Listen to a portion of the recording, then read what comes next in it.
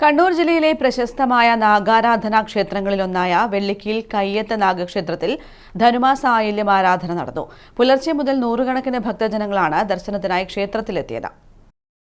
കണ്ണൂരിന്റെ നാഗാരാധനാ പാരമ്പര്യത്തിൽ ഏറെ പ്രാധാന്യമുള്ള തളിപ്പറമ്പ് വെള്ളിക്കീലിലെ കയ്യത്ത് നാഗക്ഷേത്രത്തിൽ ഭക്തിനിർഭരമായ ചടങ്ങുകളാണ് നടന്നത്. ധനുമാസത്തിലെ ആയില്യം നാഗാരാധനയുള്ള ക്ഷേത്രങ്ങളിൽ ഏറെ പ്രധാനപ്പെട്ടതായതിനാൽ വലിയ തിരക്കാണ് ക്ഷേത്രത്തിൽ അനുഭവപ്പെട്ടത്. സർപ്പദോഷ പരിഹാരത്തിനായി നടത്തുന്ന വിശേഷാൽ പൂജകളായ നൂറും പാലും, സർപ്പബലി എന്നിവ ആയില്യം നാളിൽ പ്രധാനമാണ്. ഭക്തർ വഴിപാടായി നടത്തുന്ന മുട്ട സമർപ്പണവും ക്ഷേത്രത്തിൽ നടന്നു.